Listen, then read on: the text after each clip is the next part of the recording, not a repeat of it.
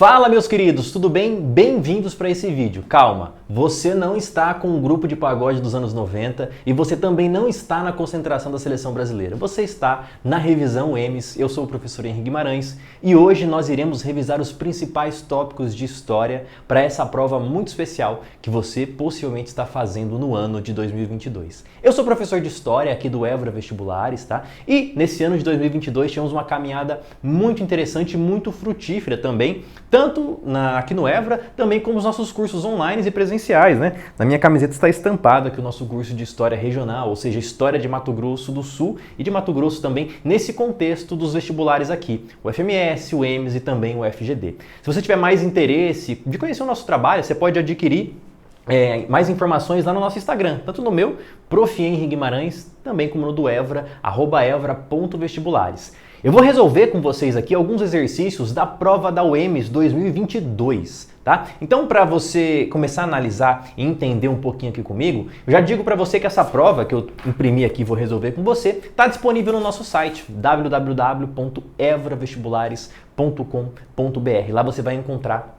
esses materiais. Tranquilos? Então assim, galera, pra gente poder resolver, né, eu já brinquei com vocês caso do meu cabelo, vão ter que acostumar, porque nós estamos num período de hexa, tá? Então, nessa resolução também nossa aqui, o que você tem que entender? Quando a gente pensa na prova da UEMES, principalmente de História, é uma prova muito recente, pessoal. E nós temos aí 2 edições, ou seja, 2 anos dessa prova, e a gente pode dizer com certeza que a UEMES é o vestibular mais regional de Mato Grosso do Sul.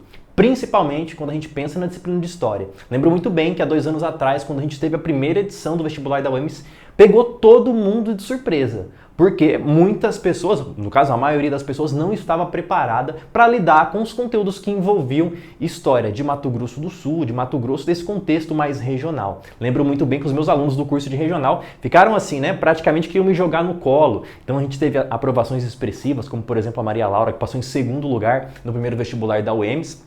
E ela me recordava, né, teve nas memórias e conversando com ela recentemente, que assim, da boa parte das questões que nós tivemos de história ali, quase tudo de regional. Então assim, ela faltou me levantar no colo. Só para vocês terem noção, essa prova que eu vou resolver com vocês hoje, nós tivemos ali uma média de 8 questões de história. Se você olhar e falar, professor, são 10, tem 2 ali de liberalismo e outra que falava sobre outros filósofos que a gente coloca para a filosofia, tá? Então dessas 8 questões de história, 5 sobre história de Mato Grosso do Sul. Então é uma coisa muito considerável. E se você é de fora, chegou nesse vídeo aqui, tá meio perdido, calma que nós iremos revisar alguns desses tópicos hoje e eu garanto que você vai entender muito desses assuntos importantes aqui para nossa história regional.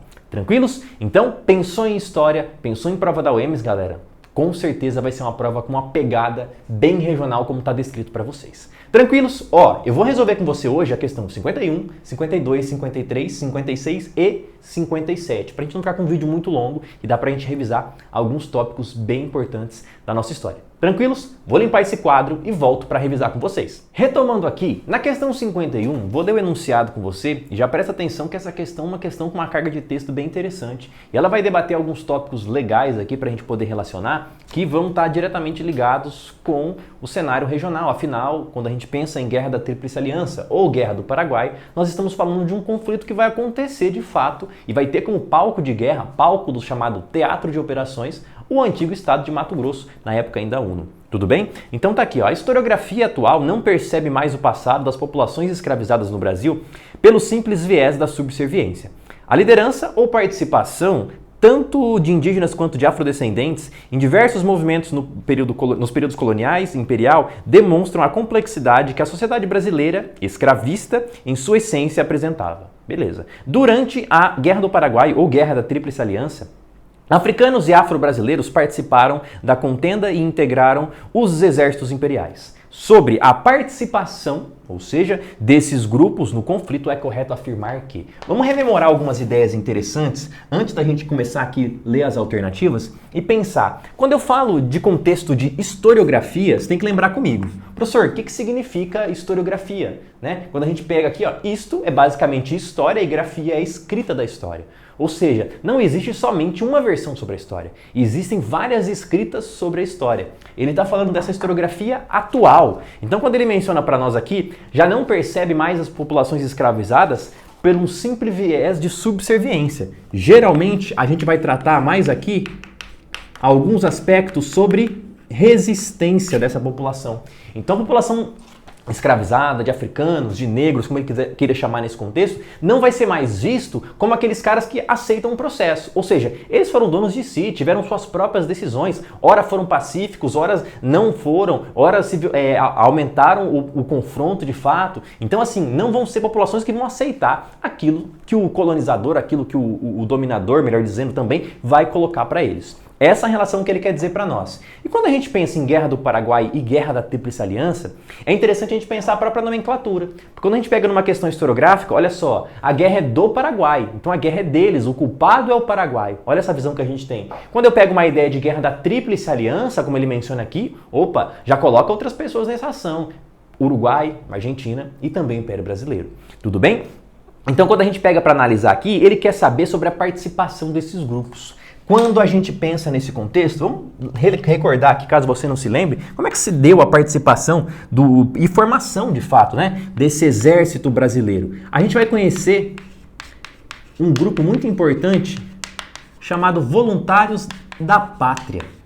E aí eu conto a história para você.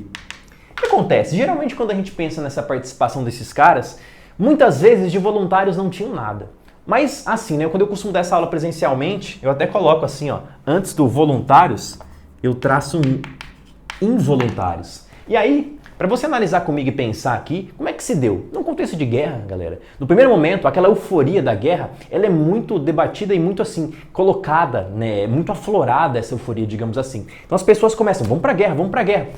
E de fato começa a ter muitas pessoas interessadas em irem para a guerra.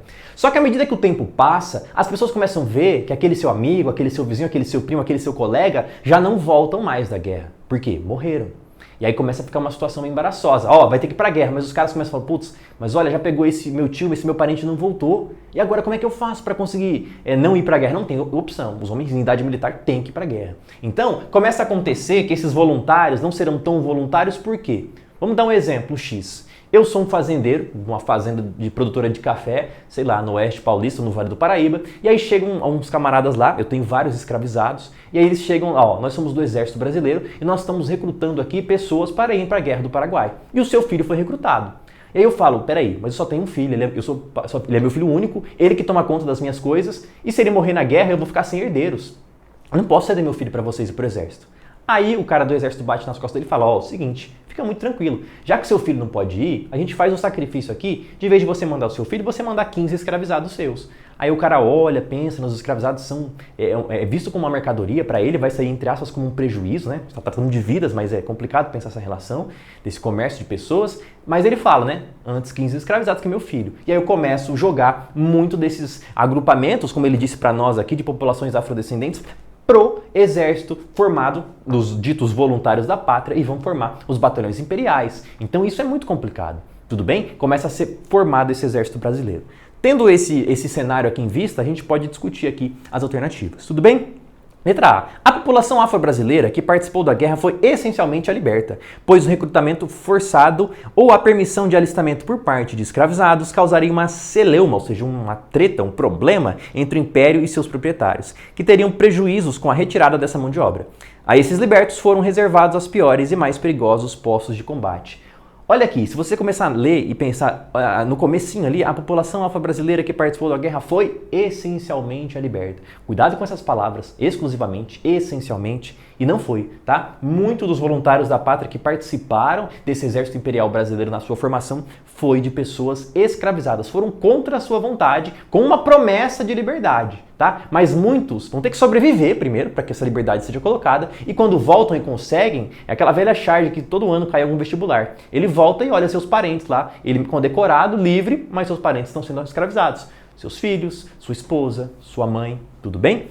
Então não pode ser essa. Letra B fala para nós, escravizados e libertos eram recrutados por diversas necessidades, como para a substituição de soldados da Guarda Nacional. Sim, até aí tranquilos, tá? Esse recrutamento por vezes causou revolta entre os proprietários e alguns escravizados, também. Outros viam no recrutamento e no alistamento uma oportunidade de alforria. Sim, terminada a guerra, muitos não obtiveram êxito em seus objetivos, ou seja, morreram ou não conseguiram sua liberdade. Contudo, essa participação contribuiu para o fortalecimento dos ideais abolicionistas. Corretíssimo, essa questão aqui englobou boa parte dos assuntos, ou seja, Eu não começo a ver o camarada mais como um cara subserviente. Ora ele aceita, ora ele não aceita.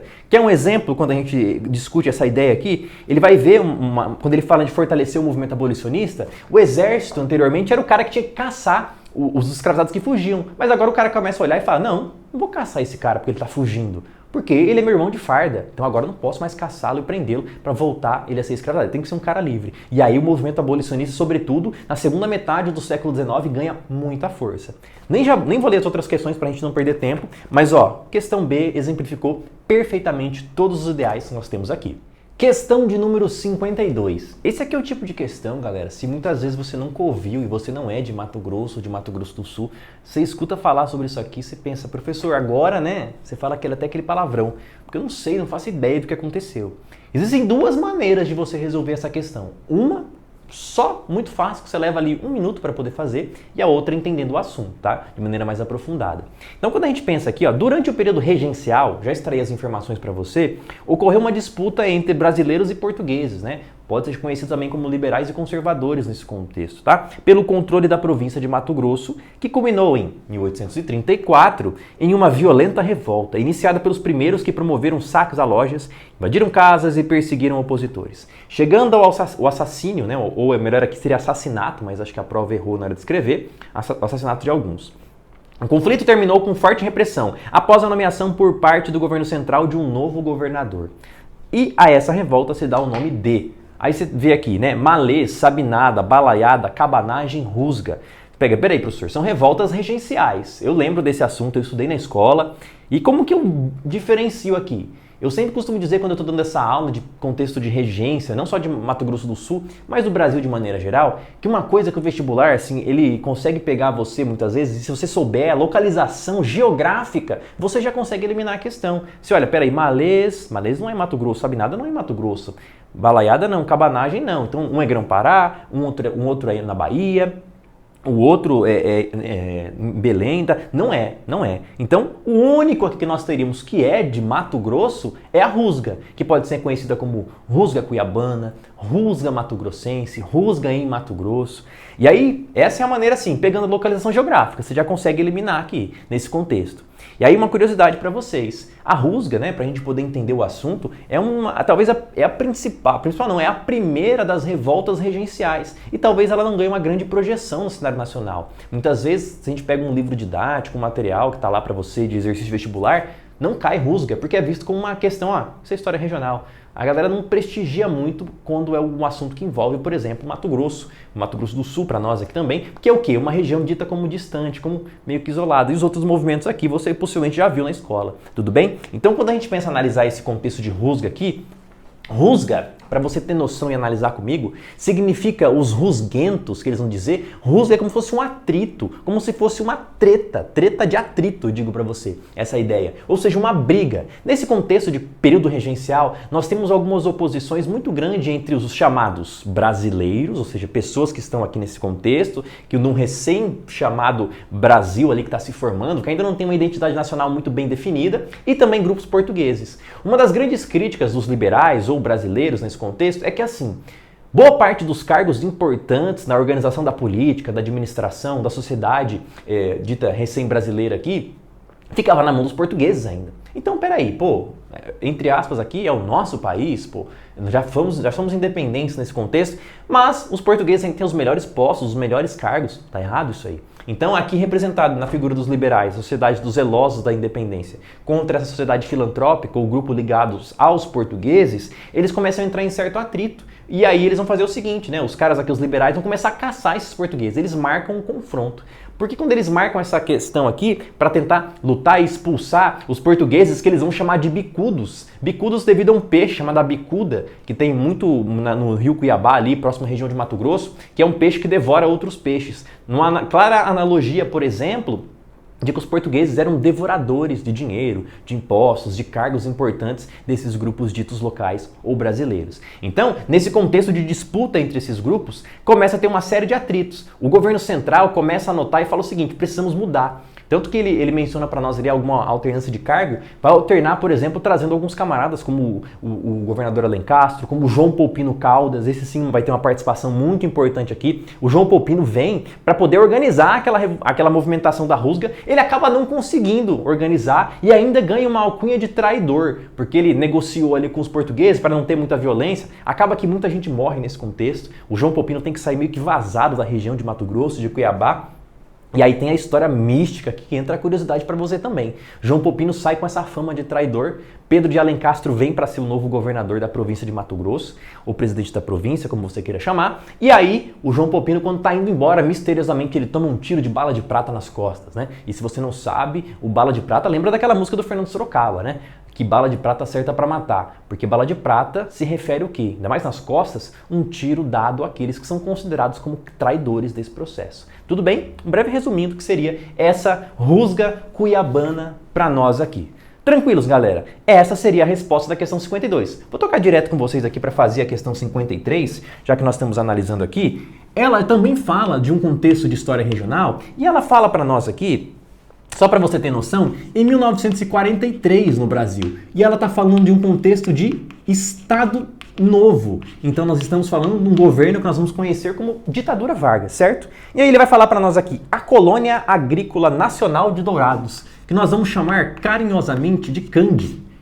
Ele fala aqui, fundada em 43 no Estado Novo, Colônia Agrícola Nacional de Dourados teve como função proteger áreas fronteiriças no antigo sul de Mato Grosso, bem como integrar economicamente o centro-oeste brasileiro. Essa colônia fez parte de um projeto nacional maior, que tinha como intenção. Quando a gente pensa em CAND, galera, a gente tem que pensar, vou até colocar em outra cor para você aqui, num contexto que a gente vai chamar de Marcha para o Oeste.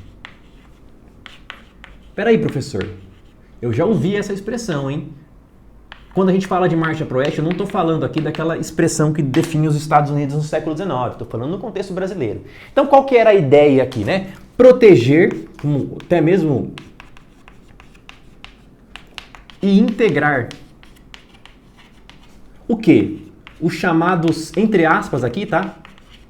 Sertões do Brasil. Peraí, professor, sertão geralmente eu falo quando eu estou pensando numa questão daquela área seca do Nordeste, clima semiárido. Não. Quando eu penso em sertão nessa região, eu estou pensando tudo aquilo que não está no litoral, ou seja, aquelas regiões que ainda não tem uma integração econômica, uma proteção, uma questão de fronteiras. Isso ficou muito claro com a Guerra do Paraguai, onde as nossas fronteiras ficaram desguarnecidas, e aí o inimigo entrou propriamente pelo território mato-grossense aqui à época. Então, se você parar para analisar no Brasil até hoje, né, a nossa maior concentração populacional, de fluxo de dinheiro, fluxo econômico está na região sudeste e está na região do litoral brasileiro, tá? Até mesmo uma herança do nosso processo colonial. Mas aqui nós temos que entender esse processo de marcha para o oeste como uma ideia de proteger, integrar essas fronteiras, integrar essas regiões que não estão tão localizadas com a economia nacional, digamos assim. Vamos ler as alternativas aqui, a gente vai destrinchando elas. A letra A fala para nós que esse projeto maior era o quê? Desenvolver a malha ferroviária brasileira, que se encontrava decadente após a Primeira República, incentivando o uso da mão de obra imigrante em um projeto higienista no interior do país. Não, galera. A gente vai ter até alguns projetos interessantes na Primeira República, nas questões das ferrovias, por exemplo. A gente tem a nossa ferrovia noroeste do Brasil, que vai passar aqui pelo estado de Mato Grosso do Sul, no contexto republicano. Mas não era essa a intenção da CAND, a ideia era outra, tudo bem? A gente fala aqui na letra B, implantar em áreas do interior do Brasil majoritariamente indígenas, sistema de produção baseado no primitismo comunal como forma de integrar essas populações ao sistema econômico brasileiro e propiciar desenvolvimento em áreas consideradas pela ditadura Vargas como periféricas. Muito pelo contrário, galera, essa região de Mato Grosso do Sul, nós estamos falando aqui do antigo estado de Mato Grosso, era uma região que tinha grande presença indígena. Mato Grosso do Sul é o segundo maior estado, o estado que tem a segunda maior população indígena do Brasil, tá? E os indígenas não vão ser considerados, os caras mandam integrar esse território, a CAND, por exemplo, divide uma série de lotes para dar para as pessoas e esquece que nessas áreas, por exemplo, eram áreas que existiam territórios indígenas. E aí até hoje nós temos um monte de conflito entre indígenas e grupos de agronegócio, entre outros, que vão brigar pelas terras. Por quê? Todo esse processo foi muito mal feito. Se esqueceu da presença indígena aqui, esqueceu que o território já era dos caras. Tudo bem? Então, não pode ser essa. A letra C diz para nós, diversificar a agricultura brasileira, até então atrelada ao café, com a criação de grandes latifúndios que produziram monoculturas diversas. Opa, peraí, galera. Monocultura diversa? Diversificar, criando monocultura diversa, ele já se contradiz aqui na alternativa, né? Utilizando mão de obra de trabalho dos locais, inserindo na CLT varguista, padronizando assim as relações de trabalho. Não. A ideia aqui era que eles produzissem vários gêneros diferentes, tanto que a Cande separa aqui lotes pequenos de terra. Era uma ideia que a gente pode até chamar de reforma agrária nesse contexto, mas ela não entra aqui, não dá certo nesse contexto ainda, tudo bem? Letra D fala para nós aumentar e variar a produção agrícola, sim, por meio de pequenas propriedades, é essa a ideia, promover o deslocamento populacional e propagandear o ideal nacionalista da ditadura Vargas, sim, de exaltação à superação do atraso das populações interioranas, sim, nesse processo que nós chamaremos de marcha pro oeste, aquela nítida associação com o processo do século XIX norte-americano e promover a superação desse dito atraso, desse ideal que até hoje às vezes nos assombra, né? A gente fala que é de Mato Grosso do Sul, eu sou de Campo Grande, por exemplo, e as pessoas têm a dimensão que nós estamos vivendo num lugar totalmente atrasado, que os bichos andam no meio da rua, que a gente não tem internet, entre outras coisas. Todos os aspectos preconceituosos que ainda imperam nesse contexto brasileiro. Então a letra D fica como nossa alternativa correta. Vamos ver a letra E? Abastecer o Sudeste com produtos autóctones da região norte e centro-oeste do Brasil, sobretudo frutas e drogas do sertão. Não, galera. Quando a gente pega no contexto de drogas do sertão aqui, está falando de período colonial, não é período republicano, não é contexto de Era Vargas. Tudo bem, ficaríamos com a letra D como correta. Questão 56, uma outra questão de história do Brasil. Vale a pena você pensar comigo que além das questões de história de Mato Grosso do Sul, a prova da UEMS tende a cobrar mais questões que envolvem a história do Brasil também, tá? A questão fala para nós ali, bem curtinha no começo ali, a exploração do látex amazônico que deu origem ao chamado ciclo da borracha teve como características. Interessante, porque ele está discutindo com a gente aqui algumas ideias sobre esse processo que nós conheceremos como ciclo da borracha, que eu disse para os meus alunos, né, e costumo falar que eu não gosto muito dessa ideia de ciclo, porque o ciclo dá uma ideia de início, meio e fim, e a gente esquece que o Brasil tem uma variedade enorme de produtos e que eles ocorrem de maneira conjunta, ou seja, para ter ciclo da borracha, a gente não precisa que outros produtos não estejam nos seus ciclos também. Então ciclo a gente usa entre aspas aqui nesse contexto. Beleza? Para a gente poder resumir bem, quando a gente analisa aqui, ciclo amazônico da borracha vai estar relacionado sobretudo à região norte. A gente destaca muito a região amazônica, a região do estado do Amazonas hoje, o atual estado do Acre também muito importante. Você tem que lembrar que os caras, eles não vão lá extrair a borracha, eles vão lá extrair o látex. Então, quando a gente fala que é uma questão extrativista, eles vão lá para extrair esse látex. Professor, o que eu faço com látex? É aquela borracha que você costuma usar, por exemplo, para apagar no material escolar, mas o que de fato aqui o látex você vai usar mesmo de maneira assim avassaladora é para a produção, por exemplo, né? Deixa eu até passar uma seta para nós aqui, de pneus. Pneus, né, que é a abreviação de pneumáticos, que é aquilo que a gente usa para carros. Aquilo que a gente usa hoje de maneira assim, né, praticamente em quase tudo, né, a borracha de fato. Então, quando a gente pensa em pneus nesse contexto, estamos pensando o quê? Opa, uma transição do século XIX para o século XX em um contexto onde a produção de automóveis está cada vez mais sendo aceleradas. Então, esse contexto de importar o látex, ou seja, de vender esse látex para quem? Para quem queira comprar para fazer pneus, então é para ligada a uma indústria automobilística, certo? Então, ela vai ser voltada para a exportação, sobretudo em países, como a gente pode dizer, os Estados Unidos, tá? Que são mais próximos a nós aqui, que vão começar a explorar muito, né, do nosso pneu. Tem até uma história curiosa, por exemplo, da questão que eles vão construir a Fordlândia, né? A Fordlândia, que deriva dos carros da Ford, o Henry Ford, meu xará também. E essa região até hoje está lá, no contexto amazônico ali, uma cidade abandonada que não deu muito certo. Até porque depois eles acharam outras localidades que vão começar a produzir e exportar nesse contexto. Não só nos Estados Unidos, mas Inglaterra, outros países que estão passando por revoluções ditas automobilísticas ali, vão começar a criar essas regiões. E a Fordlândia, depois deles acharem outros locais para explorar que seria mais barato o látex, ficou uma região completamente abandonada. E até hoje tem alguns resquícios, algumas ruínas, a gente pode dizer, nessa região ainda. Planeja um dia ir lá para conhecer, né? Se alguém já conheceu, depois deixa nos comentários para nós aqui. Tranquilos? Então vamos ver algumas alternativas e ver aqui que se tem alguma que fala algo parecido com isso que eu mencionei para vocês. A letra A fala para nós, a mão de obra escrava, modelos que as características teve. Mão de obra escrava? Não, galera. Estamos falando de um contexto do século XX já não temos mais a mão de obra escrava, pelo menos não legalizada, tá? Modelo extrativista predatório, voltado para o mercado interno? Não, mercado externo também. Na letra A não pode ser. Letra B, atividade exploratória extrativista, sim, voltada para o mercado internacional norte-americano, dos Estados Unidos. Com utilização de mão de obra livre. Sim, tá? Mão de obra livre. Isso não significa se eles vão ter mão de obra livre, que vão ser boas condições de trabalho, que vai ser tudo lindo, flores, maravilhoso. Não vai. Vai ter muito conflito nessa região amazônica também, né? Quando a gente pensa, por exemplo, lá na frente, um camarada chamado Chico Mendes, que vai ter uma atuação importante, dar nome a órgãos de preservação do meio ambiente, como o ICMBio, nos tempos de hoje. Tranquilos? Letra C. Modelo exploratório mercantilista, voltado para o mercado internacional europeu e intensificado a partir do século XVIII com o advento da Revolução Industrial. Não, já é um outro contexto. Estamos falando no século XX aqui nesse contexto, tá? Então, não é o que a gente pode dizer nessa alternativa. Letra D, mão de obra livre com ênfase para a produção agrícola fundamentada nos pilares do latifúndio e da monocultura, herança adquirida da elite nordestina que migrou para a região norte do Brasil. Aqui ele dá uma boa de uma viajada e mistura vários tópicos de história do Brasil que não fazem sentido para essa alternativa. Tudo bem? E aí a letra E, para a gente, por desencargo, ler aqui, mão de obra livre, composta por trabalhadores estrangeiros, exilados, bolivianos, colombianos e haitianos, o que motivou a compra do Acre pelo Brasil, fundamentada pelo Tratado de El Pardo, com o princípio uti possidetis. Aqui ele deu uma loqueada boa, né? Porque o que a gente vai analisar no contexto de que o Brasil vai adquirir o Acre por parte da Bolívia é o Tratado de Petrópolis e não é o princípio do uti possidetis. Uti possidetis é o princípio do Tratado de Madrid de 1750. Então ele mistura um monte de termo aqui que acaba só confundindo a sua cabeça. Tudo bem? Então nós ficaríamos aqui com a alternativa, só para deixar marcadinho para vocês, de letra B.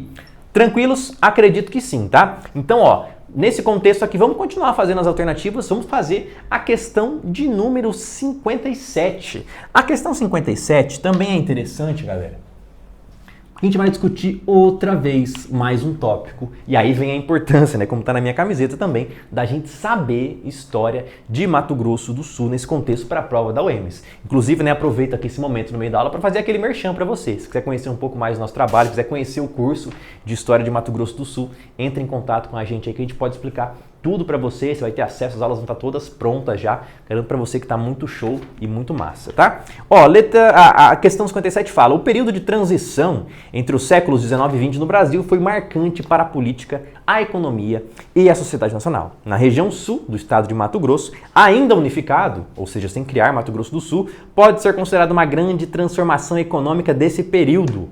E aí ele fala para nós, o complexo produtivo açucareiro nas bacias do Aquidauana e Taquari, que abasteciam o mercado interno e a bacia platina com açúcar, aguardente e álcool. A gente produz bastante essas coisas que ele diz aqui para nós, né? Açúcar e álcool, mas não só a aguardente, mas o álcool também para usar como energia, né? Para usar como etanol, melhor dizendo. Mas não é nesse contexto das bacias do Rio Aquidauana e Taquari, tá? Mas a região sul de Mato Grosso do Sul, mas nos tempos de hoje, estou falando da atualidade, não nesse contexto de transição do 19 para o 20, tudo bem? Então aqui ele misturou uma ideia. Não pode ser letra A. Letra B. Desenvolvimento da mineração de lavras auríferas nas minas de Rochedo e de Rio Negro, reavivando o perfil minerador do estado de Mato Grosso durante as 3 primeiras décadas do século XX. Cuidado, galera. Ó, essa região de Rochedo e de Rio Negro teve alguma certa atividade mineradora, mas mais próximo e não numa transição do século XIX para o século XX. E outra, sobretudo, as explorações aqui não foram tanto de ouro, mas mais de diamantes, e foram bem efêmeras nesse contexto da nossa história regional aqui, mais para 1950 para frente, tá? Um outro contexto, tudo bem? E não aurífera quando a gente fala de ouro propriamente dito. Tranquilos? Não pode ser a letra B. E olha, você viu, né? Bem específico, né? Tem que saber onde é Rochedo, Rio Negro, as bacias dos rios aqui, gosta de misturar um pouquinho da geografia também. A letra C fala para nós o desenvolvimento das atividades comerciais por meio do comércio fluvial e o destaque alcançado pela cidade de Corumbá como importante centro comercial portuário do interior da América do Sul. Então a gente está falando de Corumbá. Por muito tempo, galera, principalmente quando a gente pega ali século XIX, só para você ter noção, Corumbá vai ser a principal cidade desse sul de Mato Grosso, tá? Quando é que isso vai mudar, professor? Basicamente, isso aqui vai mudar quando a gente vai ter o advento de quê? De Campo Grande, hoje capital do atual estado de Mato Grosso do Sul, a cidade da onde eu falo, onde o Évora fica e é onde eu estou gravando essa aula para você. E quando a gente pega Campo Grande vai se desenvolver muito e vai ficar ali sendo uma das principais cidades de maneira assim mais concreta a partir da década de 70, que aí Campo Grande vai receber uma carga muito grande de incentivo, de dinheiro mesmo na cidade. Por quê? Porque aí nós tivemos a criação de um novo estado. Então, quando a gente tem a criação de Mato Grosso do Sul, num contexto geopolítico, o governo federal vai injetar muita grana aqui para que a capital se desenvolvesse, fosse uma cidade com status mesmo de capital. Então, por muito tempo, houve uma certa rivalidade histórica entre Corumbá, a principal cidade à época, por uma questão muito simples, né? Como eu disse para vocês, e a alternativa colocou para nós aqui, por ter o porto. O porto de Corumbá ligava muitas regiões, como a Argentina, Paraguai, Bolívia, tá? E por que o porto é importante, né? Vamos traçar mais uma seta aqui. Porque nós temos uma questão alfandegária. O que significa uma alfândega? Imposto, galera. Passou pelo porto, cobrou imposto. Então aquele dinheiro fica na cidade. Então Corumbá vai se desenvolver. Quando você vai a Corumbá hoje para o carnaval, outras questões turísticas, você vai encontrar lá muito os casarios do porto, o desenvolvimento daquela cidade. Corumbá, por exemplo, no contexto de transição para o 19 para o 20, tinha cervejarias, teatros, hotéis, algo de fato urbano, que a gente pode dizer, nesse contexto. Tudo bem? Então por isso Corumbá seria a principal cidade nessa região. Letra D, né? Letra C já ficou como nossa correta. Já vou até marcar para você aqui, mas vamos ler as outras para entender e estudar um pouco da nossa história aqui. Letra D, o fortalecimento da economia agropastoril na região centro-norte do estado, quando a cidade histórica de Camapuã emergiu como principal polo de desenvolvimento da pecuária intensiva do estado de Mato Grosso. Cuidado, galera.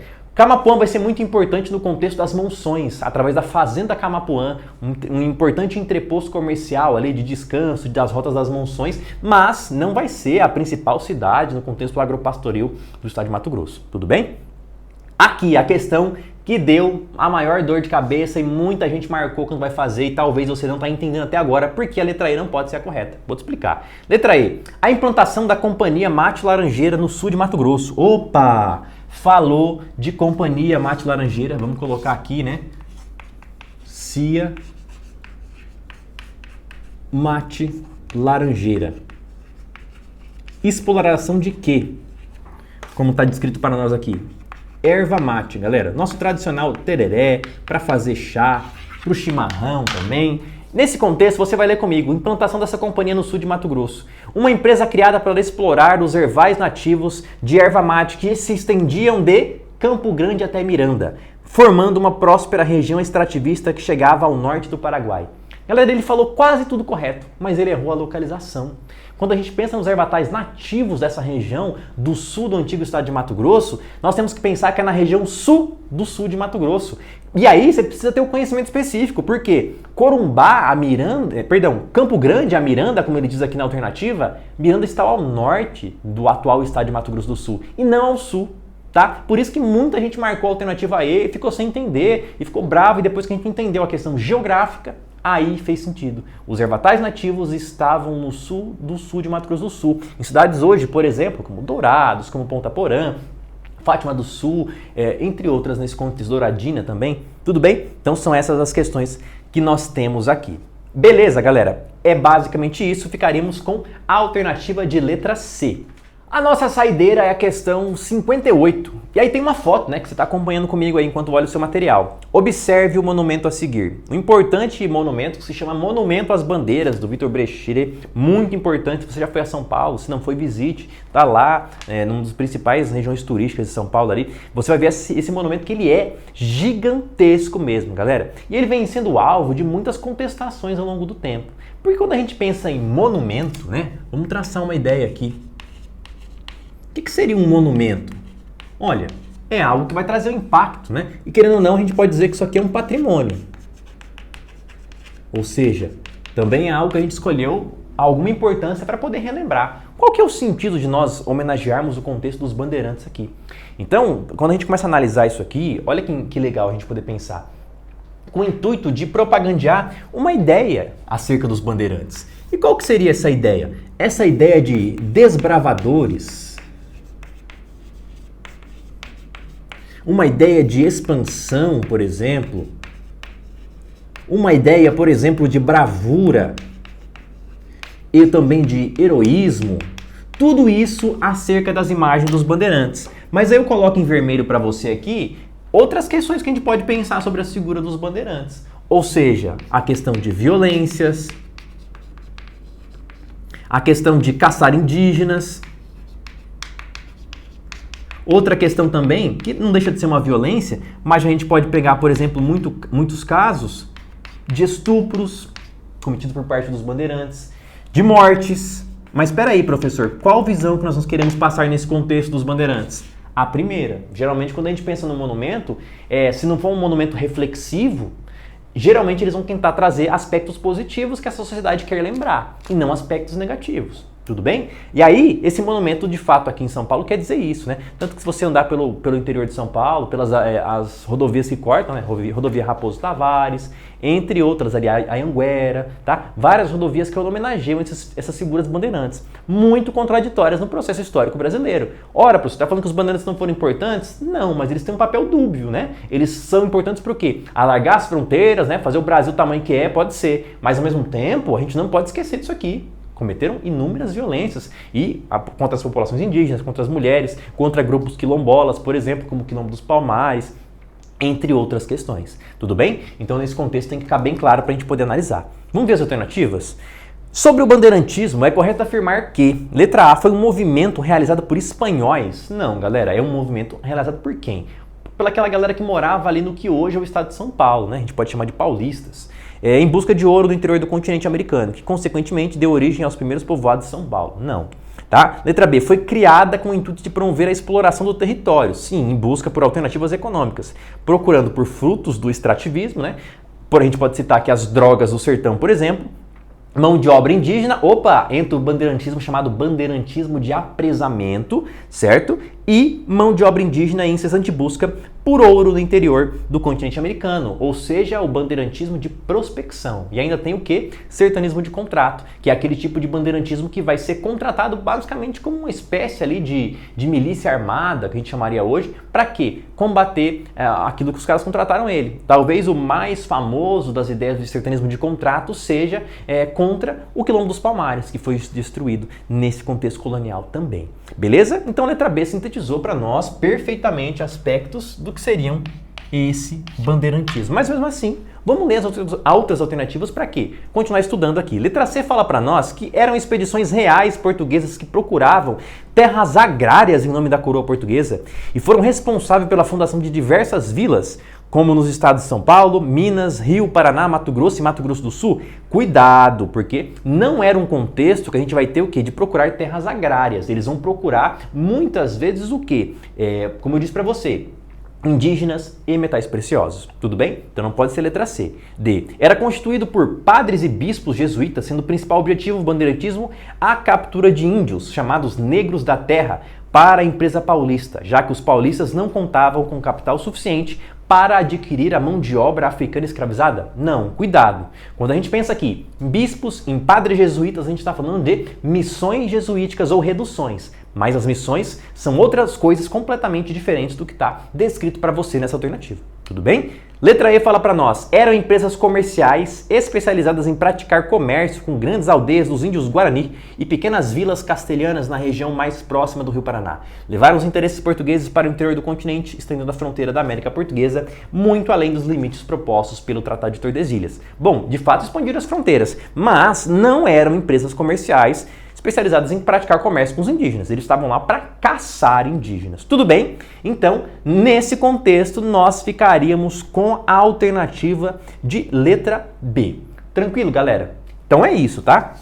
Terminamos por hoje aqui a nossa revisão da UEMS. Eu desejo a todos vocês, do fundo do coração, uma boa prova da UEMS, que se preparem, que de fato essa revisão tenha te ajudado, né? Se você quiser ter interesse de conhecer o nosso trabalho, lembre, né, de seguir nós lá nas redes sociais e também aqui no YouTube, tá? Já se inscreve no nosso canal aqui, né? Fazer igual os blogueiros fazem, curte o vídeo, ativa o sininho, faz um comentário pra gente aí e eu espero de fato que essa revisão tenha sido um verdadeiro acontecimento histórico na sua vida. Me despeço, um grande abraço e até as próximas!